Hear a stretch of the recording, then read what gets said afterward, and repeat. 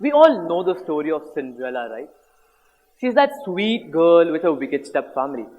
One day, there's a royal ball, and off goes Cinderella. At the ball, she catches the eyes of the prince, but sadly, has to dash before midnight and leaves behind a glass slipper in a hurry. The prince hunts for her, trying the glass slipper on every girl in the kingdom. And what happens next? Well, he finds her, and of course, they get married.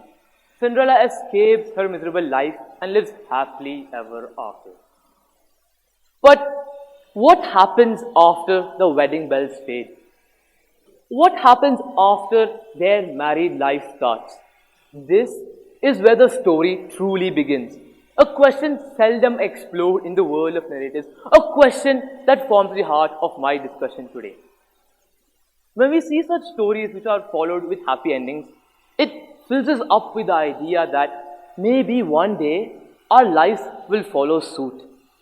But have you ever stopped and thought how this idea of a happy ending can be very deceiving?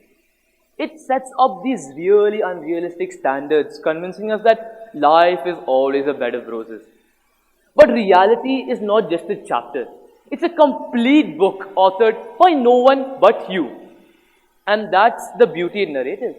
They tend to dive deep into all the crazy, messy, and beautiful thoughts that we have, giving us a whole new perspective on life.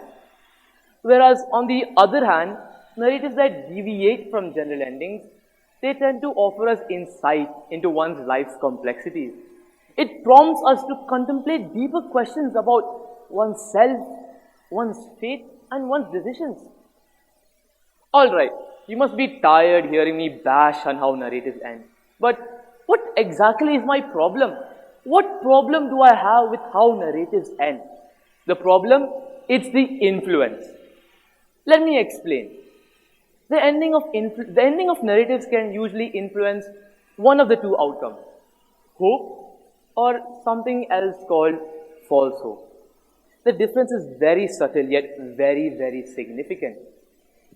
Hope is grounded in this realistic approach in understanding life's complexities. It shows you that life is not just a straight, short journey. Whereas on the other hand, false hope, it's somewhat very deceptive. It forms these really far-fetched expectations, suggesting that life is always perfect and it doesn't prepare you for when reality falls short. And worse is that it can even prevent you from taking necessary action as you wait for your own fairy tale to materialize. Okay, so what am I getting to? Why am I so fixated on this beyond happily ever after? What is the key solution to this so-called balanced life that one must have? The solution is the juggle between hope and realism.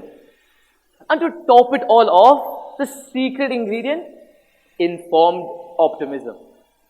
To elucidate the perfect example, everyone picture a baseball game. Sure, you may hit one home run, you may counter one curveball, but that doesn't mark the end of the trials and tribulations that the pitcher throws at you. Adopting a sense of complacency just because of one hit will just send you straight back to the pavilion. Now, don't get me wrong. I'm not here advocating for a tragic ending. No, no, no. Both tragic and happy endings are important. They serve as this diverse range of human experiences that provide us a more realistic view of the world that we inhabit. Now, see, life isn't all fairy tales. But trust me when I say this, life isn't all tragedy either. So, as I wrap up, I can't help but acknowledge the irony of me ending my talk on the dangers of a happy ending on a happy note. But hey, I guess we all do love a good plot twist, don't we? Thank you.